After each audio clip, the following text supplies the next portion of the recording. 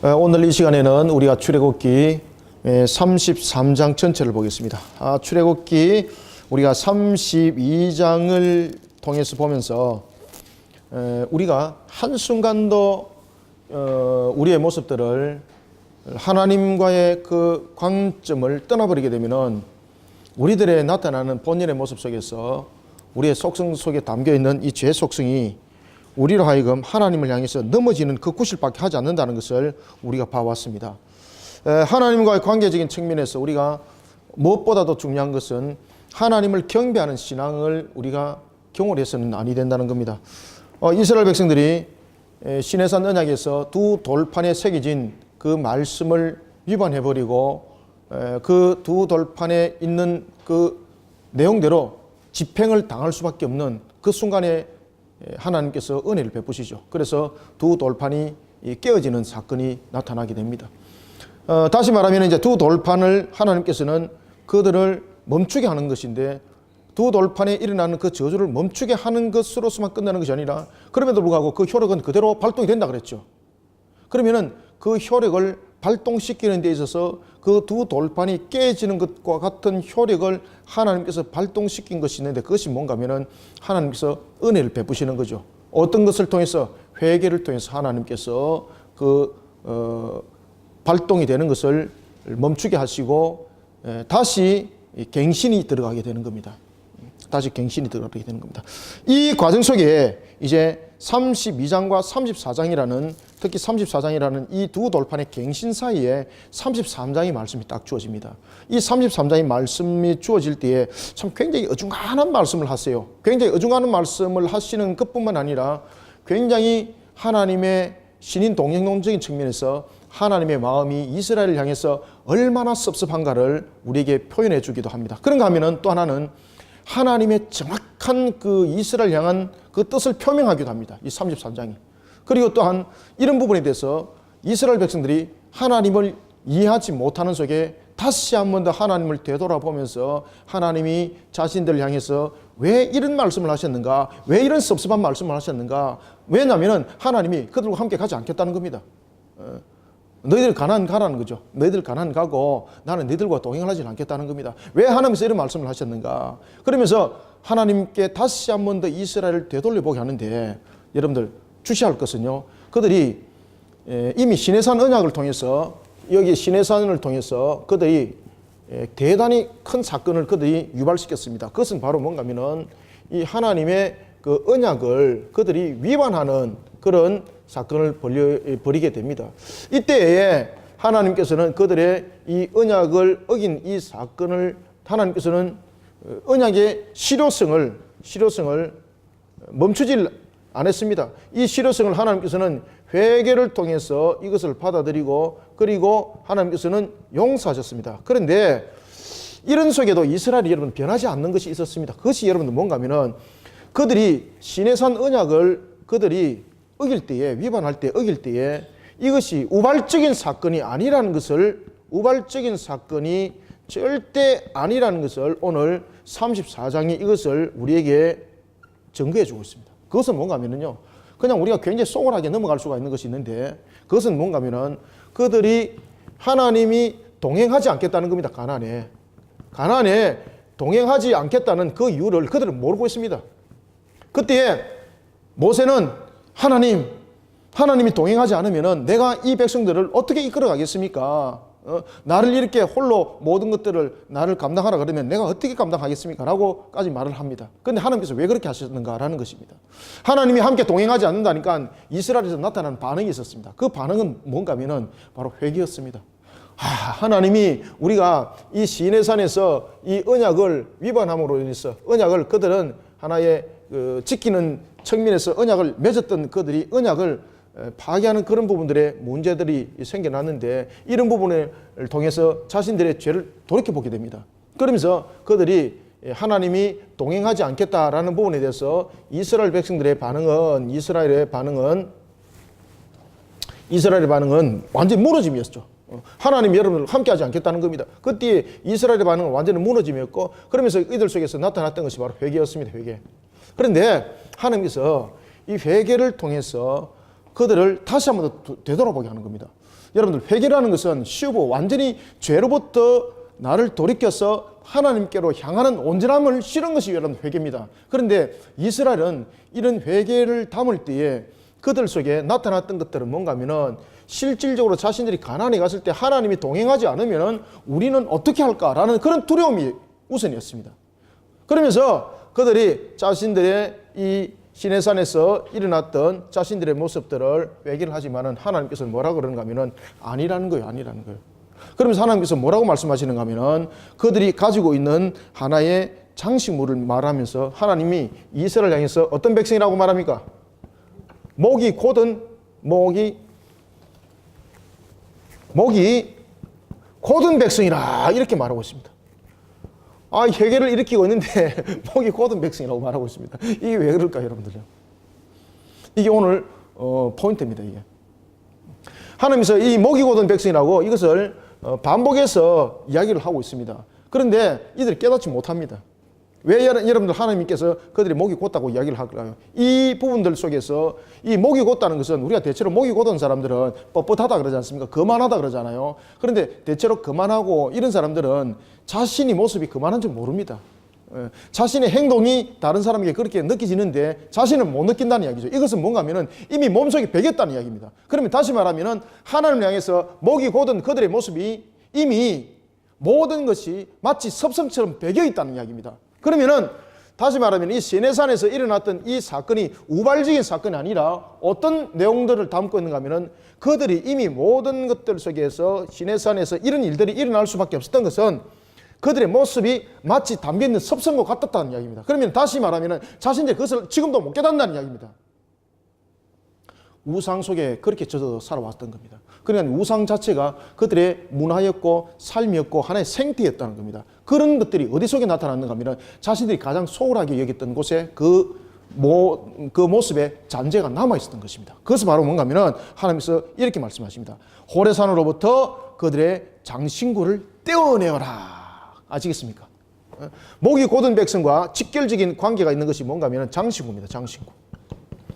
이 장신구는 무엇을 말하고 있는가 하면 이 장신구는 바로 우상에 대한 하나의 흔적들을 담고 있는 겁니다. 우상을 숭배하는 것들. 그 다음에 우상을 하나의 우리로 말하면은 우상과의 이 하나의 귀고리를 말하면은 우상과의 언약적인 그 하나의 내용들을 담고 있습니다. 우리가 여러분들 보시면은 이런 부분들 속에서 우리가 잘 알아야 될 것이 하나가 있는데 우리가 알지 못하면서 이것을 통해서 우상을 숭배하는 경향들이 있습니다. 그 대표적인 것들이 뭔가 하면은 요가입니다. 요가는 여러분들 행위를 통해서 그 신을 경배하는 행동입니다. 그렇기 때문에 교회에서 어떤 그 일들을 할 때 여러분들 저는 그런 교회 프로그램도 봤습니다.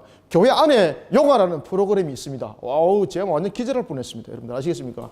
그러면서 아주 좋은 뜻으로 해석을 해놨습니다. 교인들을 살도 빼고 건강하게 하기 위해서 교회에서 요가를 합니다. 여러분들 그건 마귀짓이죠. 여러분들 요가는요 행위를 통해서 그 신에게 예배 드리는 거예요. 여러분들요. 어떤 모습으로도 그것은 성립돼서는 안 되는 거예요. 여러분들. 그러니까 모르면서 그런 일들이 이스라엘 속에서 일어났다는 이야기입니다. 다시 말하면 목이 곧은 백성이라는 것은 그런 것들을 담고 있는 겁니다. 완전히 그냥 자연스럽게 그냥 받아들여서 하나의 그들의 삶이 된 것이고 자연스럽게 받아들여서 그들의 모습이 된 겁니다. 그게. 그래서 하나님께서 뭐라고 말하는가 하면 장신구를 빼내라는 겁니다. 장신구를 빼내라. 이것은 그들이 가지고 있었던 의식적인 무의식 속에서 받아들였던 하나의 우상 숭배적 요소, 그런 무의식과 의식 속에 받아들였던 그러한 하나의 자신들의 문화가 되어버렸고 자신들의 하나의 관습이 되어버렸고 이런 부분들, 관습이 되어버리고 이런 부분들이 결국은 시내산 언약을 통해서 그들이 우상을 숭배하는 모세가 40주야를 시내산 위에 하나님 말씀을 받기 위해서 갔을 때에 연락이 없자 그들이 취했던 행동, 그 행동이 우발적인 것이 아니라는 겁니다. 이와 같은 관습적인 측면에서 그들이 이미 생활로 받아들였던 것들, 이런 것들이 자신들은 의식하지 못한 가운데 이 잔존 세력들이 이 악한 것들의 다스림을 받았고, 그러니까 그 악한 것들의 다스림을 받았던 그들 속에서 모습이 딱 나타났는데 그것이 바로 우상과의 직접적인 언약을 체결하는 측면에서 하나님을 배반하는 것이었습니다. 그래서 하나님께서 너희들과 함께 가지 않겠다는 겁니다. 그것은 뭔가 하면은 그들이 잔존적인 아직까지 우상 숭배 틀을 가지고 있는데 하나님이 여러분들 가나안에 동행을 하면 어떤 역사가 생기겠습니까? 하나님이 그들을 보존할까요? 멸해버릴까요? 간단해요, 여러분들요. 악이 하나님과 함께 할 수 없는 거고 똑같습니다. 그러면은 모양은 껍데기는 이스라엘인데 그들 속은 무엇이란 이야기입니까? 악한 것들로 담겨져 있는 것입니다. 그러니까 하나님의 백성으로서의 그 모습이 아닙니다. 그러면은 다시 말하면 그들 속에 담겨 있는 것은 아직까지도 그 속에 하나님의 백성으로서의 자신들을 담아내 가는 것이 아니라 껍데기는 이스라엘이고 아브라함의 자손이고 언약의 자손이고 언약의 후손이고 언약의 백성이지만은 그 속에는 악한 것의 다스림이 있다는 이야기입니다. 그렇기 때문에 하나님의 거룩성 앞에 그들은 멸함을 당할 수밖에 없다는 이야기죠. 그래서 하나님께서 가나안 같이 안 간다는 이야기입니다. 하나님이 삐끼 가지고 가나안 안 가는 것 아닙니다. 하나님이 이 언약을 파괴했기 때문에 이들이 언약을 위반했기 때문에 이런 사건들을 저질렀기 때문에 내가 삐끼 가지고 토라져 가지고 내가 안 간다 이것이 아닙니다. 이게 어째 보면 읽어보면은 마치 하나님께서 삐껴 가지고 안 가는 것으로 되어 있습니다. 이게 그 내용이 아닙니다. 전혀 180도 다른 내용입니다. 그들과 함께 갈 때는 어떤 모습이 생긴다고요? 하나님의 거룩성 앞에. 그래서 33장 말미에서 하나님의 거룩성 앞에 모세에게 하나님께서 얼굴을 보여주지 않습니다. 끝에 보면은 33장 끝에 보면은 어떤 내용을 담고 있는가 하면은 하나님께서 모세에게 하나님의 장면을 보여줍니다. 그때 모세는 하나님의 덕만 보았다라고 말하고 있고 그 얼굴은 보지 못했다라고 말하고 있는 것은 모세가 이스라엘의 지도자였습니다. 그리고 또한 이스라엘 백성들을 영적으로 일깨워서 데리고 가나안 땅으로 인도하는 정말로 이 시대에 모세와 같은 그런 지도자가 어디 있었냐라고 말할 정도였습니다. 그런데 그조차도 죄인이라는 이야기입니다. 하나님의 거룩성 존재 앞에서 하나님의 임재 앞에서 그가 존재할 수 없는 존재라는 사람이라는 것을 하나님께서 마지막으로 딱 설명해 주고 있습니다. 그러니 이스라엘과 함께 하나님께서 가나안을 동행하지 않는다는 것은 바로 하나님의 거룩성, 이 거룩성 앞에 자신들이 담겨 있는 이 모습이 하나님의 거룩성과 무엇이 이루어진다는 이야기입니까? 대결이 이루어진다는 이야기, 대결. 함께 동행이 아니라 대결이 이루어진다는 이야기입니다. 그래서 하나님께서 안 간다는 이야기예요. 너희들이 가나안 땅을 차지할 것이다. 그렇지만 나는 안 간다는 거죠. 내가 너희들이 가나안 땅을 줬다. 가거라. 그렇지만 나는 가지 않는다는 거예요. 삐껴서 안 가는 것이 아니라 바로 이와 같이 그들 속에 아직도 남아있는, 그렇지만 그들은 의식하지 못하는 속에 있는 하나의 관습적인 이 악한 것들의 우상 숭배적 요소가 아직 남아있었다는 것입니다. 그런 것들이 어디 남아있는가? 장신구 속에 남아있다는 거죠. 이 장신구는 뭔가 하면요, 하나의 관습적으로 받아들였던 것들, 그러니까 의식 속에 남아있는 것들, 잔존 속에 우리가 이것이 우상 숭배입니다 라고 드러난 것은 아닌데 이것이 우상 숭배인지도 모르면서 섬겼던 것들, 이런 것이 장신구라는 속에 다 포함이 되어 가는 겁니다. 그것을 그들이 몰랐던 겁니다. 그러니까 하나님께서 이렇게 말씀하십니다. 내가 너희들과 동행하겠다. 그런데 너희들은 무엇을 떼내라? 그래서 장신구를 떼내라 이렇게 말하는 겁니다. 이해가십니까? 그래서 우리가 항상 여러분들 하나님 앞에 항상 우리가 거울에 비춰와야 되는 거예요. 말씀의 거울에 비춰보면서 또다시 하늘도 나를 겸손하게 만들어가고 오늘도 나를 또다시 한 번 더 겸손하게 만들어가고, 그러니까 하나님 앞에는 더욱더 낮아지면 낮아질수록 더욱더 은혜가 깊어집니다. 하나님 앞에서 여러분들요, 목이 곧은 자와 같이 딱 되어버리면 하나님께서 말씀하십니다. 내가 너와 함께 하지 아니하리라. 딱 이렇게 되는 겁니다. 하나님과 여러분들 함께 하지 아니한다는 것은 결국은 무엇입니까? 하나님의 은혜로부터 멀어지는 자가 된다는 이야기입니다. 그래서 하나님께서 어떤 단어를 딱 쓰는가 하면은 내가 너희 모세보고 이렇게 말합니다. 족속이라고 말합니다. 그 족속들과 네 족속들과 함께 가라는 겁니다. 여러분 족속은 꼬이라는 그 히브리어로 말하면 꼬이라는 단어를 쓰고 있거든요. 꼬이와 암은 다릅니다. 꼬이는 뭔가 하면은 혈통적인 측면을 말하고 있습니다. 꼬이 족속은. 그래서 아브라함의 족속 너는 아브라함 족속 해라는 거죠. 나의 백성 하기 싫다는 거죠. 그래 아브라함의 족속, 이삭의 족속, 야곱의 족속 해라 그래. 맞도 그래. 그런데 모세가 딱 뭐라고 기도하는가 하면은 하나님 이 족속을 하나님의 백성으로 받아주십시오. 이 백성은 암이거든요. 그래서 이 족속이라는 부분은 꼬이는 뭔가 하면은 혈통에 대한 내용들을 담고 있습니다. 혈통. 그런데 이 백성은 뭡니까? 백성은 여러분 다스림이에요. 다스림. 족속에는 누가 있습니까? 조상이 있죠. 그런데 이 족속에는 혈통의 조상을 따지고 들어가 보니까 결국은 뭐가 있습니까? 이겁니다, 이거. 아시겠죠? 그런데 백성은 담아 들어가면은 무엇입니까? 백성은 왕의 지키심과 보함이 있죠. 백성은 그 왕이 그를 맞아들인 거죠. 그러나 결국은 여러분들 이 백성 속에는 무엇이 있는가 하면은 용서와 화해와 화해 맞죠? 화해와 한글 이거 맞습니까? 예, 화해 예?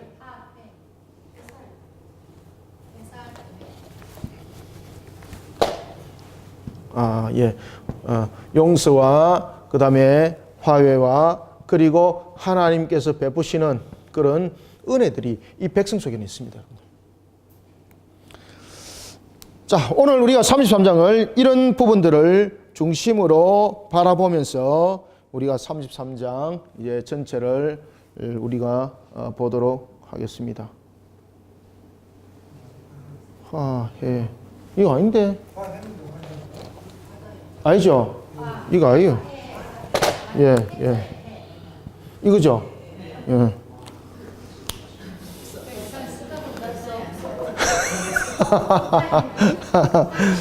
예, 이것을 보시는 분들, 저희들이 국어 실력이 이 정도밖에 되지 않습니다. 그럼에도 불구하고 하나님께서 이렇게 은혜를 다하셔서 우리에게 말씀을 깨닫게 하시니까 얼마나 감사한지 모릅니다. 예. 자, 우리가 33장 여러분들 1절부터 한번 보도록 하겠습니다.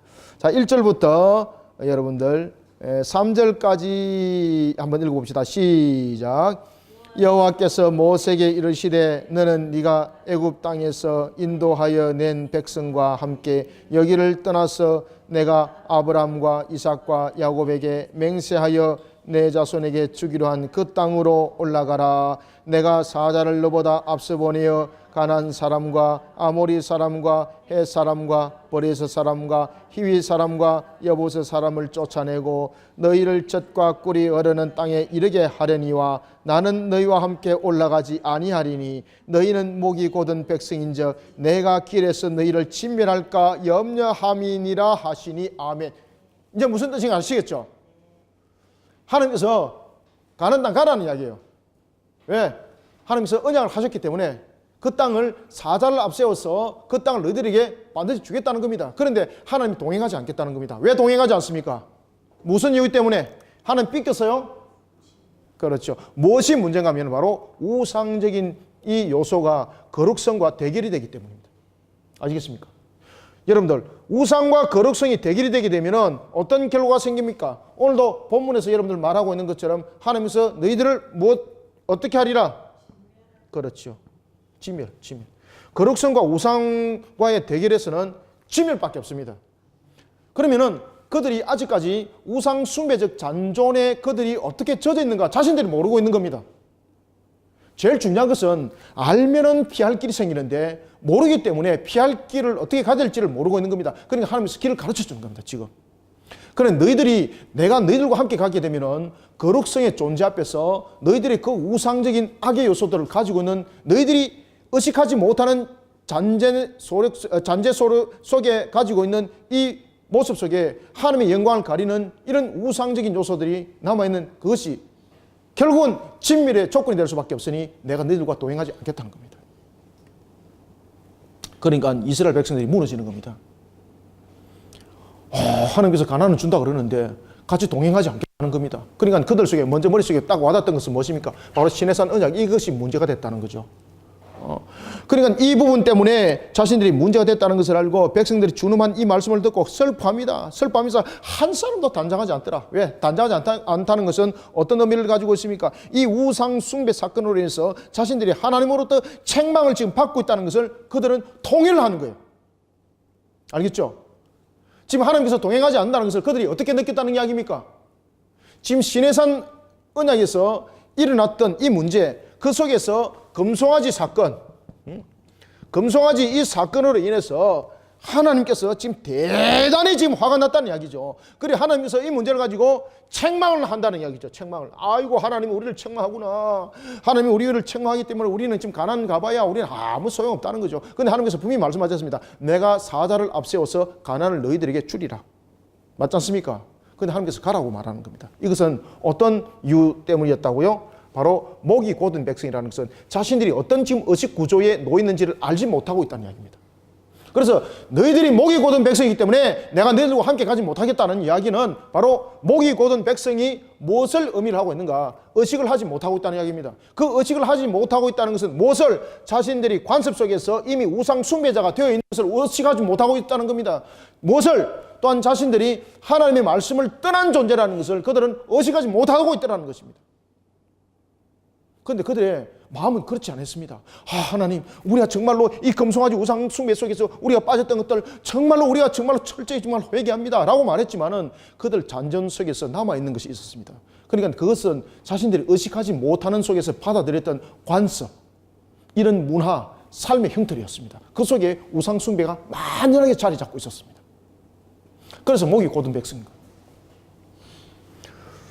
목이 곧은 백성이기 때문에 내가 너희들과 함께 하지 못하겠다는 겁니다. 그러니까 하나님께서 뭐라고 말씀하십니까? 그러니까 진정으로 하나님 우리를 용서해 주옵소서라고 하는 그들이 통원의 회개를 하는데 아직 못 깨닫는 거예요. 그러니까 하나님께서 가르쳐 주는 거예요.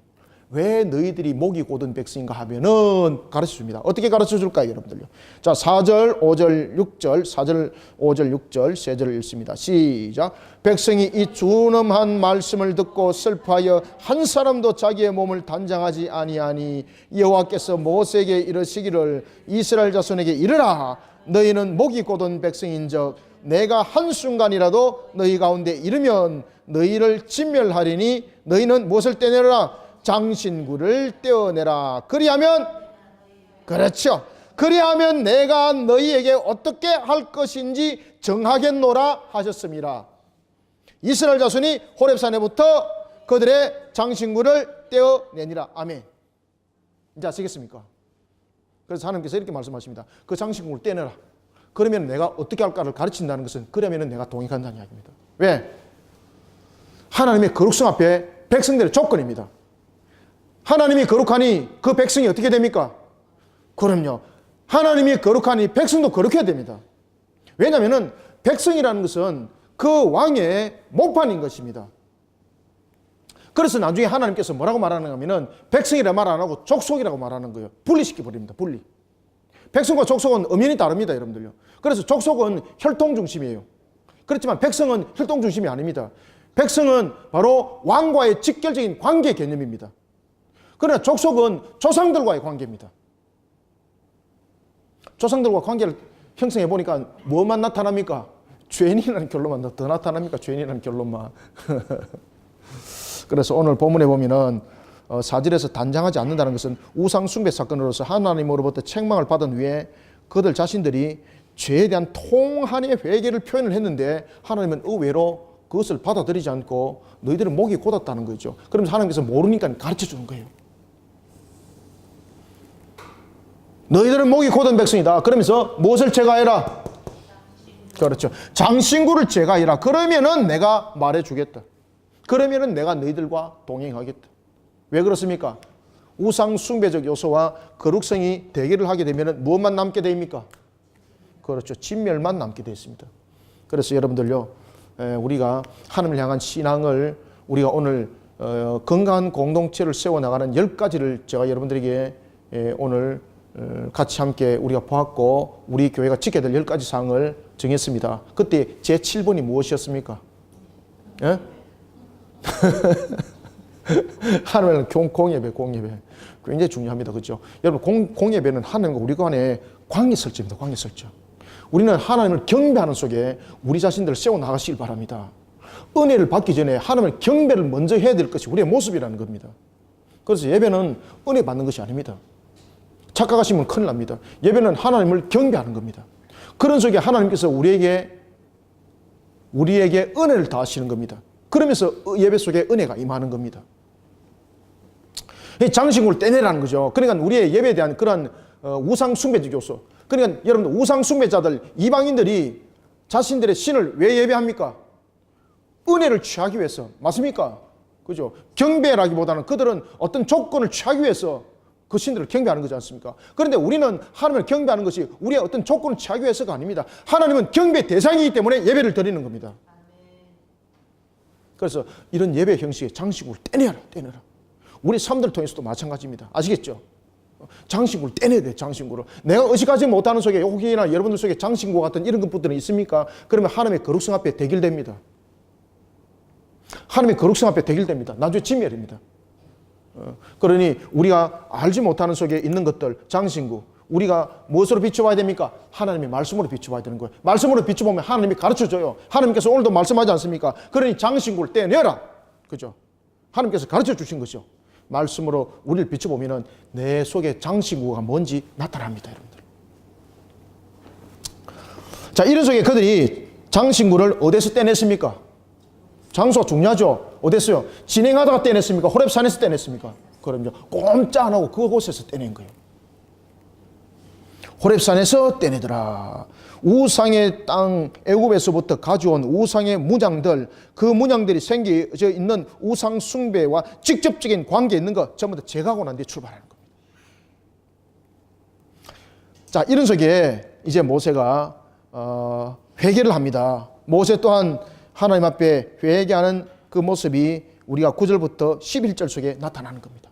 그래서 9절과 11절에서 모세가 항상 장막을 취하여 진 밖에 쳐서 진과 멀리 떠나게 하고 회막이라 이름하니 여호와를 앙모하는 자는 다 진밖 회막으로 나아가며 라고 말하고 있을 때에 여기서 이 회막은 모세가 시내산에서 지시받았던 그 하나님께서 말씀하신 그 회막이 아닙니다. 이거는 여기서 이 회막은 바로 회개 기도를 하기 위해서 만드는 임시 성막입니다. 임시 성막. 임시 성막. 왜 성막이 필요했습니까? 회개를 하기 위한 임시 성막이었습니다. 회개를 위한 임시 성막.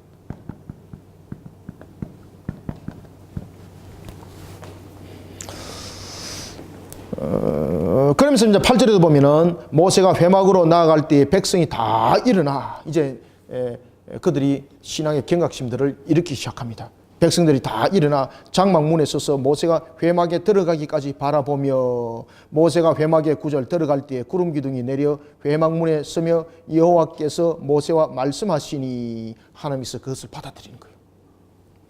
10절 11절 읽습니다. 시작. 모든 백성이 회막문에 구름 기둥이 서 있는 것을 보고 다 일어나 각기 장막문에 서서 예배하며 사람이 자기의 친구와 이야기함같이 하나님 여호와께서 모세와 대면하여 말씀하시며 모세는 진으로 돌아오나 눈의 아들 젊은 수동자 요소는 회막을 떠나지 아니하리라. 아멘. 그러면 여기서 10절에서 서서 예배한다는 것은 어떤 것을 담고 있습니까? 통회와 자복의 회개입니다. 통회와 자복의 회개. 통회와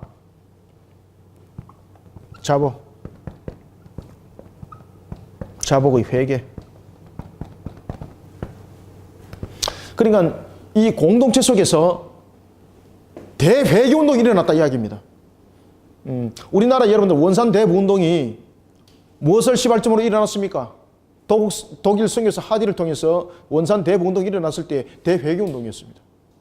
평양의 대부운동도 마찬가지입니다. 말씀 사경회를 통해서 대회개운동이 일어났습니다. 우리가 보면은 성령의 강력한 역사가 일어나서 우리를 움직일 때 보면은 성령이 우리를 강력하게 일으켜서 우리를 돌아보게 하는 거죠. 그러면서 대회개운동이 일어나는 겁니다. 대회개운동이. 이런 회개가 이 이스라엘 공동체 진영 속에서 일어났던 겁니다. 이런 속에 이제 한 사람이 등장하는데 그가 바로 눈의 아들 여호수아였습니다. 이 눈의 아들 여호수아는 회막을 지키는 임무가 주어졌는데 왜 회막을 지키는 업무가 주어졌는가 하면은 지금 아론이 등장하지 않습니다. 지금 여기 보면은 왜 아론이 등장하지 않는가 하면은 말 그대로 여러분 실각당이다 보시면 됩니다. 그 지금 여호수아가 금송아지 우상 숭배 속에서 더럽히지 아니했던 이스라엘의 진중에 모세를 제외한 유일한 한 사람이었습니다. 그래 하나님 그를 쓰는 거예요. 그리고 그 아론을 그 여호수아를 통해서 그 회막을 지키는 임무가 주어지는 겁니다. 이때에 모세가 이제 이스라엘을 이끌고 가려고 그러니까 문제가 뭔가 하면은 자신과 동력을 이뤘던 부분들의 지도자들, 자신이 혼자 모든 것을 지고 나가야 될 지금 그런 상태가 된 겁니다. 그러니까 모세가 뭐라고 말하는가 하면은 모세가 여호와께 이렇게 말합니다. 주께서 내게 이 백성을 인도하여 올라가라고 하시면은 나와 함께 보낼 자가 내게 지시하지 아니하시나이까. 주께서 전에 말씀하시기를 나는 이름으로도 너를 알고 너도 내 앞에 은총을 입었다 하셨는데 어찌 지금은 내 혼자서 이 모든 일들을 감당하면서 모든 것을 제가 이끌어 가야 됩니까? 제 혼자서 감당할 수가 없습니다. 이 뜻이죠.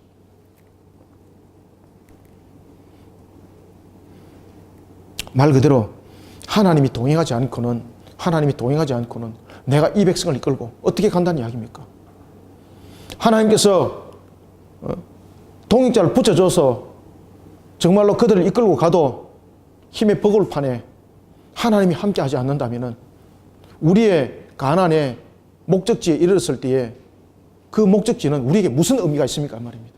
비록 가난이 우리에게 기업으로 주어지더라도 하나님의 임재함이 없다면 그 가난은 우리에게 무슨 의미가 있습니까? 말입니다. 야, 지금 정말 맞는 이야기죠. 자신들이 출애굽해가지고 그들이 가나안 땅의 주인이 되었습니다. 애굽에 있을 때는 종이었습니다. 그러나 가나안 땅에 가서는 이제 주인이 됩니다.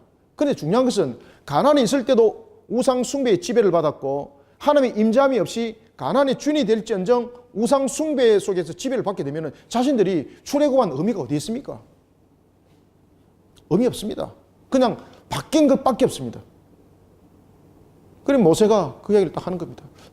하나님의 임재가 없이 하나님의 동행함이 없이 우리가 가나안에 간들 우리에게 무슨 의미가 있습니까? 무슨 의미가 있습니까? 의미가 없는 거죠. 그러니까 그때에 하나님께서 뭐라고 말씀하시는가 하면은 이렇게 말씀하세요. 자, 14절부터 16절 읽습니다. 13절부터 16절까지 읽습니다. 시작. 내가 참으로 주의 목전에 은총을 입었사오면 원하건대 주의 길을 내게 보이사 내게 주를 알리시고 나로 주의 목전에 은총을 입게 하시며 이 족속을 주의 백성으로 여기소서. 여호와께서 이르시되 내가 친히 가리라 내가 너를 쉬게 하리라. 모세가 여호와께 여짜오되 주께서 친히 가지 아니하시려거든 우리를 이곳에서 올려보내지 마옵소서. 나와 주의 백성이 주의 목전에 은총 입은 줄을 무엇으로 알리까? 주께서 우리와 함께 행하심으로 나와 주의 백성을 천하 만민 중에 구별하심이 아니니까. 아멘. 13절에 보면 모세도 딱 그 이야기를 하는 거죠. 이 족속을 주의 백성으로 여기소서. 그죠? 족속을 무엇으로 여기소서? 백성으로 여기소서. 백성으로. 족속과 백성은 다릅니다. 그래서 족속은 여러분들 말 그대로 꼬이라는 건데 이 백성은 히브리어로 여러분들 암이라는 뜻을 가지고 있고 이 족속은 꼬이라는 뜻을 가지고 있습니다. 이 꼬이는 뭔가 하면은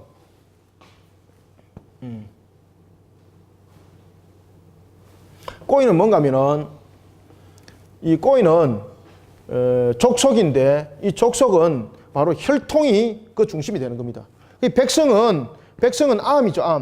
암 백성은 혈통이 중심이 아니라 하나님의 다스림이 있는 것입니다. 하나님의 다스림이 있기 때문에 결국은 하나님의 지키심과 보호하심이 있는 거죠. 하나님의 지키심과 보호하심이 있는 거죠. 그러니 지금 모세가 기도하기를 뭐라고 기도하는가 하면은 이 족속을 누구의 백성으로 삼으십시오? 그렇죠. 주의 백성으로 여기소서. 그렇죠. 그러니 여러분들요, 우리가 이 족속이라는 꼬이를 통해서 암이라는 이 단어로 지금 이끌고 가는 모세 신앙이 아주 지금 정확하게 지금 이 문제들을 집어들어가고 있다는 거죠. 그러니까 하나님께서 뭐라고 말씀하시는가 하면은 이렇게 말씀하세요. 내가 참으로 여호와께서 그렇게 기도하니까 여호와께서 이르시되 내가 친히 가리라. 내가 가겠다는 거죠. 내가 동행한다. 내가 친히 가리라. 내가 너를 어떻게 하리라? 그렇죠. 쉬게 하리라. 하나님이 지키시고 하나님이 보호하시고 하나님이 인도하시니까 쉼이 있는 겁니다, 여러분들요. 그래서 우리는 하나님 앞에 꼬이의 모습이 돼서는 안 됩니다. 우리는 하나님 앞에서 암의 모습이 돼야 되는 거예요. 꼬이는 나타나는 것은 여러분들 결국은 혈통과 조상과 관계적인 측면에서 나타나는 것은 여러분 죄에 대한 성립밖에 없습니다. 백성이라는 것은 다스림 받는 거죠. 하나님 앞에 우리 자세는 순종이고, 그리고 하나님의 지키심과 보호하심이 있고, 그렇기 때문에 우리는 하나님과 우리의 관계 속에서는 족속의 관계가 아니라 백성의 관계가 되는 거예요. 물론 족속이라는 것은 우리가 언약적인 측면에서 아브라함과의 관계적인 측면에서 우리는 아브라함의 족속이요, 그리고 이삭의 족속이요, 야곱의 족속이요 라고 우리는 말을 할 수 있습니다. 그러나 여기서 이제 말하는 것은 이런 혈통적인 이런 개념이 아니라 우리는 왕의 다스림을 받기를 원합니다라는 하나님의 나라의 백성의 자격자를 말하고 있는 것입니다. 그러니까 굉장히 구별점이 있는 거죠. 그러니까 하나님께서 뭐라고 말씀하시는가 하면, 그래, 내가 왕으로서 친히 가겠다는 거죠. 지금 여기서는 여호와께서 왕으로 지금 복귀를 하는 거죠. 그래, 내가 왕으로서 너희를 다스린다는 얘기입니다. 내가 왕으로서 너희를 다스릴 것이니 이제 너희에게 무엇이 있을 것이다? 쉼이 있을 것이다 라고 이야기를 하는 것입니다. 이때 모세가 여호와께 이렇게 기도합니다. 모세가 여호와께 아뢰되 주께서 친히 가지 아니하시려거든 우리를 이곳에서 올려보내지 마옵소서. 다시 말하면 15절부터 16절은 모세가 하나님께서 이스라엘과 동행하여 주기를 원하면서 하나님께 기도를 드릴 때에 그는 또한 어떤 내용을 담고 있는가 하면 하나님의 말씀에 근거를 할 때에 언약의 근거로 딱 기도합니다. 그러면서 하나님의 마음을 확 움직이는 거예요. 모세가 여호와께 이르되 주께서 친히 가지 아니하시려거든 우리를 이곳에 올려보내지도 마십시오. 가봐야 필요 없다는 거죠. 제가 앞에 서두에 말씀드린 거 아시죠? 가나안 땅에 가봐야, 이 상태로 가나안 땅에 가봐야 자신들이 설령 주인이 된다 그래도 하나님의 다스림이 없는 우상 숭배적 요소를 가지고 있는 그런 땅에서, 그런 나라에서 우리는 주인으로 살아봐야 의미가 없다는 겁니다. 그러니까 하나님이 그 마음이, 모세의 그 기도가 하나님의 마음을 움직이는 거예요. 하나님이 무엇이 되달라는 이야기입니까? 왕으로서의 우리를 다스려 주옵소서. 여러분들 사무엘하 7장 기억나십니까? 사무엘하 7장에 보면은 하나님이 왜 다윗과의 언약을 맺습니까? 바로 다윗이 하나님 앞에 진정하게 고백하는 것이 하나가 있죠. 하나님, 내가 이스라엘의 왕이 아니라 하나님이 왕이십니다. 이 나라, 이 백성을 다스려 주십시오. 내가 어찌 궁전에 거할 수 있습니까? 라는 것이 이 내용입니다. 내가 어찌 궁전에 거할 수 있습니까? 내가 천막에 거하고 하나님이 궁전에 거해야 되는데 이 모습이 거꾸로 되었습니다. 이 말은 무슨 말인가 하면 하나님이 왕이시니 우리를 친히 다스려 주옵소서 이 말입니다. 백성과 왕과의 관계를 확인하게 다윗이 뚜렷하게 잘 알았다는 얘기입니다. 그러니까 하나님이 그 마음을 받아들이고 감동하여서 모든 것을 말씀하실 때에 내가 너의 그 왕권을 이 땅 위에 영원히 하리라. 왜? 똑바로 된 왕이죠. 똑바로 된 왕. 하나님께서 세우신 왕의 그 기본과 골격을 아는 그 왕이니까 그렇게 신앙의 정통을 세워서 내가 너희 족속을, 다시 말하면 너희의 혈통을 통해서 내가 왕국을 형성하리라. 이렇게 하나님께서 언약하시고 축복했던 겁니다. 오늘 본문의 이 말씀 마치 다윗의 미래의 다윗의 보는 모습을 보는 것 같습니다. 모세가 그렇게 말하죠. 하나님, 하나님이 왕으로서 우리를 안 다스리는데 우리가 그곳에 올라가서 그 나라에 우리가 하나의 주권을 이룰 바야 우리가 무슨 소용이 있습니까? 이 뜻입니다. 그러니까 하나님이 얼마나 여러분을 기뻐했는지. 자, 15절 16절 다시 한번 더 읽어볼까요? 시작. 모세가 여호와께 아뢰되 주께서 친히 가지 아니하시려거든 우리를 이곳에서 올려보내지 마옵소서. 나와 주의 백성이 주의 목전에 은총을 입은 줄을 무엇으로 알리까? 주께서 우리와 함께 행하심으로 나와 주의 백성을 천하 만민 중에 구별하심이 아니니까. 아멘. 그러니까 이때 여호와께서 모세에게 이렇게 말씀하십니다. 네가 말하는 이 일도 내가 하리라. 너는 내 목전에서 무엇을 입었고? 그렇죠. 은총을 입었고 내가 이름으로도 너를 안다는 거예요. 내가 이름으로도 너를 안다. 여러분들 하나님으로부터 이런 음성을 들으시길 바랍니다. 그래서 우리는 하나님을 왕으로 모시는 백성으로서의 암으로서의 그 모습이 반듯해야 됩니다. 우리가 살림만 번성하는 것이 아니라 이 살림을 통해서 하나님의 다스림이 있어야 되는 거예요. 그래서 여러분들이 사업을 하시는 분들은 자신이 사업자 등록제 사업주가 아니라 누가 사업자 등록의 사업주입니까? 그럼요. 하나님이 사업주예요. 하나님이 사업주. 그래서 여러분들은 누구에게 결제 받아야 됩니까? 그래, 하나님께 결제를 받아야 되는 거. 하나님께 결제를 받아야 되는 거. 직장을 통해서는 누가 최고의 상사입니까? 하나님 결제를 받아야 되는 거. 하나님 결제를.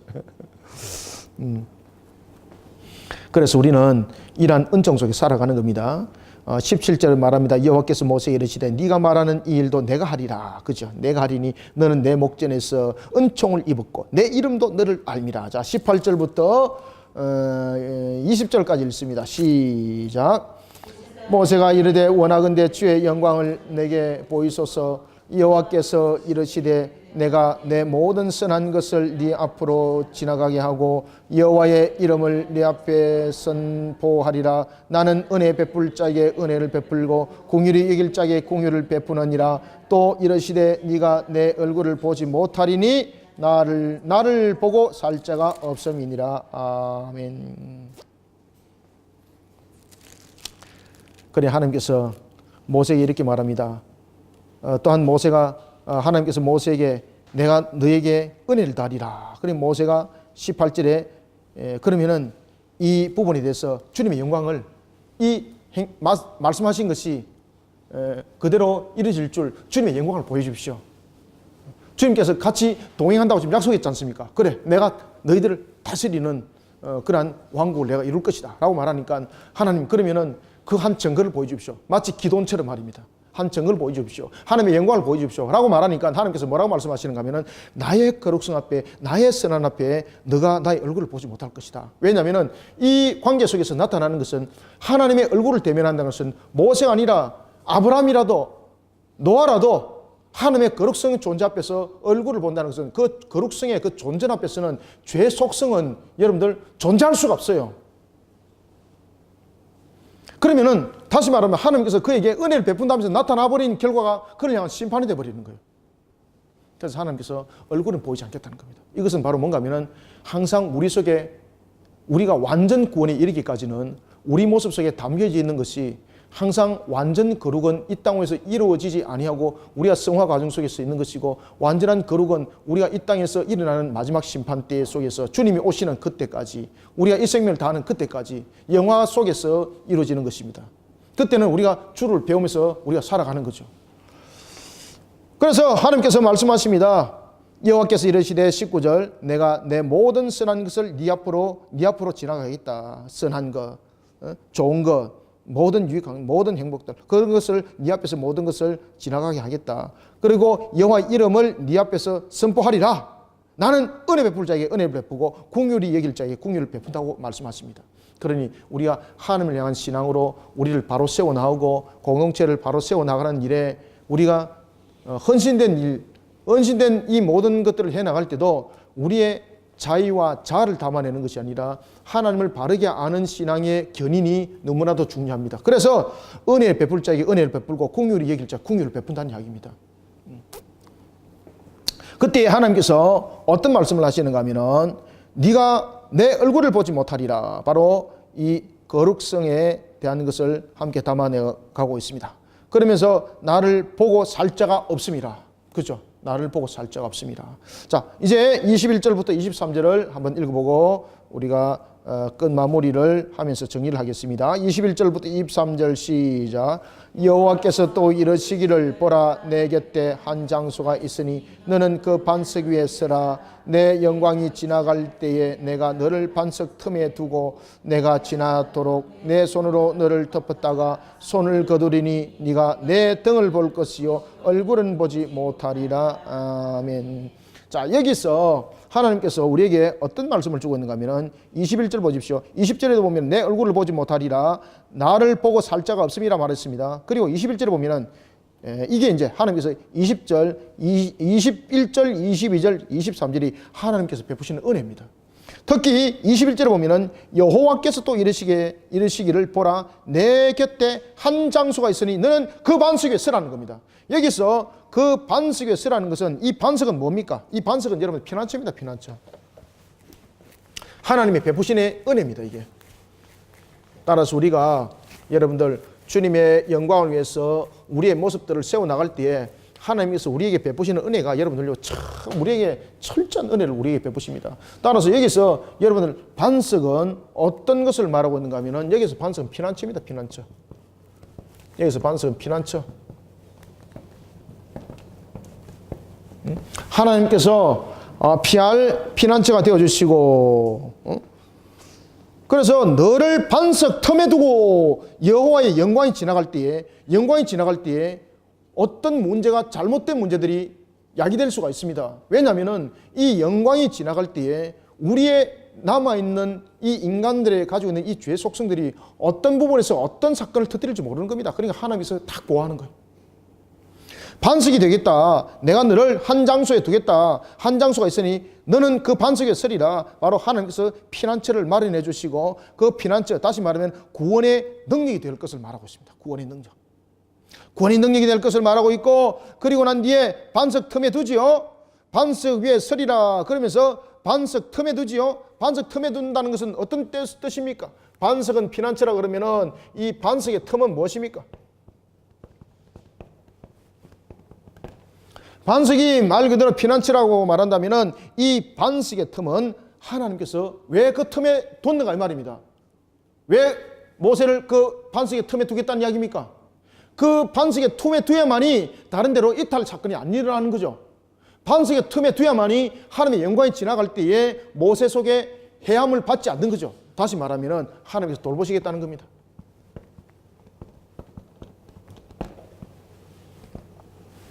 피난처도 주시고 하나님께서 돌보시고 뭐 하나님께서 다 하시는 거죠. 그죠? 반석 위에 서라. 그러면서 하나님께서 그 반석 틈에 두고 내가 지나가도록 내 손으로 누구를 덮으리라?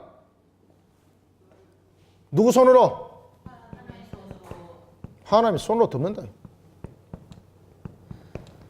하나님의 손으로 덮는다는 것은 우리가 이 모든 상황들을 벗어날 때에 모든 것은 여러분 결국은 하나님의 은혜라는 이야기입니다. 하나님의 은혜. 여기서 손으로 덮는다는 것은 하나님께서 지켜주시겠다는 거죠. 돌보실 뿐만 아니라 하나님께서 지키신다는 이야기입니다. 그러니 하나님께 그가 은혜를 구했습니다. 하나님 그러면은 이 가나안 땅으로 함께 동행할 것에 대해서 그 영광을 보여주십시오. 마치 기도원처럼 그렇게 기도합니다. 그때 기도할 때 하나님께서 뭐라고 말씀하시는가 하면은 너가 나의 거룩성을 볼 때에 너는 네가 침멸당할 것이다. 그러니 너는 나의 얼굴을 보지 못할 것이다. 그런데 하나님의 영광은 확인해야 되잖아요. 하나님의 영광을 확인할 때 인간의 겸손하지 못한 이런 교만함들이 드러나면은 이 완전히 절단나는 거죠. 그래서 하나님께서 모든 것을 딱 관장을 하는 거예요. 내가 너에게 반석을 주리라. 그 다음에 반석의 틈에 내가 너를 두리라. 그 다음에 누구의 손으로? 하나님의 손으로 덮으리라. 이 속에서 여러분들 보십시오. 철저한 하나님의 간섭이 있죠. 그죠? 하나님의 간섭이 있죠. 철저한 하나님의 간섭. 어떤 사람들은 부모들이 너무 간섭하니까 싫어요. 나도 이제는 다 할 줄 알아요. 그죠? 할 줄 알아요. 이러다가 사고 쳐가지고 문제 일으키죠.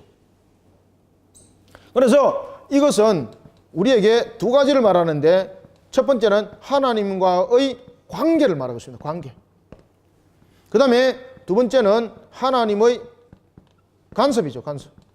그런데 이 간섭은 우리를 어떻게 사사건건 어떤 시비를 걸고 이런 간섭이 아니라 우리를 간섭한다는 것은 하나님의 은혜를 이 속에 담고 있는 겁니다. 그러니까 결국은 피난처가 되어주시고 돌봐주시고 지키시니까 하나님과 이 관계라는 것은 어떤 관계를 말하고 있습니까? 바로 왕과의 백성과의 관계입니다. 왕이 되어주시는 거죠. 왕. 진정한 왕이 되는 거죠. 진정한 왕. 하나님께서 진정한 그런 왕이 되시는 거죠. 그런 속에 하나님께서 은혜를 지금 베푸시는 거예요. 그래서 이것을 말해서 우리가 하나님의 전적 은혜라고 말하는 겁니다. 하나님의 전적인 은혜.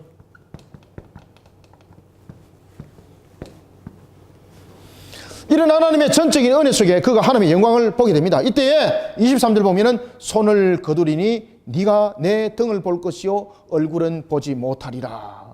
그러면서 하나님께서 모세를 향하여 모든 것을 관장하실 때에 이 관장하심도 하나님께서 은혜를 더하시고 그리고 하나님께서 지켜보시고 이런 속에 하나님의 영광을 보게 되더라는 겁니다. 우리가 하나님의 영광을 보게 될 때에 내가 하나님의 영광을 보리라 라면서 내 의지가 나설 수 있는 거죠. 내가 하나님의 영광을 보리라. 우리의 의지로서는 여러분 하나님의 영광 볼 수 없습니다. 우리의 의지로서 만약에 하나님의 영광을 본다면 우리 속에 나타나는 이 모습 속에서 우리는 반석의 틈이 없어져 버립니다. 그러면 그 영광 속에서 우리는 결국은 하나님의 모습에 담겨져 있는 것이 우리가 알지 못하는 속에 또 다른 하나의 우리의 이 금귀고리와 같은 그런 우상의 고리들이 우리 속에 남겨져 있습니다. 그러니까 우리가 그냥 쓰러짐을 당할 수밖에 없는 거죠. 하나님의 거룩성 앞에. 따라서 우리가 오늘도 하나님의 은혜 속에 우리를 세워나갈 때도 항상 겸손한 종의 자세, 겸손한 백성의 자세를 잃지 말아야 됩니다. 왕이신 하나님께서 우리를 이끄시는 그런 전적인 은혜 속에 우리의 삶들을 세워나가시길 바랍니다. 하나님은 이것을 요구하시는 겁니다. 하나님은 왕으로서의 우리 백성들을 다스려 갈 때도 백성된 자의 가장 우리의 근원에 대한 자세는 하나님이 왕이라는 것을 인정을 하는 것만으로가 아니라 진정한 왕으로 바라볼 수 있는 신앙이 우리 속에 만들어져야 된다는 것입니다. 그러니 오늘도 이런 속에 세워져 나갈 때에 하나님의 전적인 은혜가 우리 속에 있다는 것을 알고 오늘도 우리가 가나안 땅을 향해서 나갈 때도 그리고 가나안에서도 우리의 삶들을 향해서 우리가 어떤 일들을 행할 때도 마찬가지고 그 모든 것을 이뤘을 때도 마찬가지고 항상 하나님의 다스림을 받고 하나님 존재 안에 내가 있는 자라는 것을 알고 우리 모습들을 다시 한 번 더 겸손하게 세워나가는 우리 성도들이 다 되시기를 소망합니다. 기도하겠습니다. 살아계신 아버지 하나님, 주께서 오늘도 우리에게 은혜를 다하시고 시내산 은혜를 통하여 다시 한 번 더 가나안 땅을 향하는 이스라엘 백성들의 신앙의 자세의 근본을 다시 한 번 더 돌이켜보게 하십니다.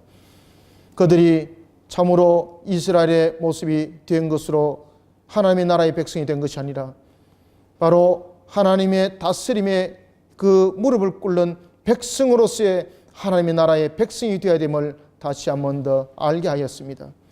족속으로서의 혈통이 아니라 백성으로서의 그 자세를 잃지 않는 우리의 또한 신앙이 되게 도와주시옵소서.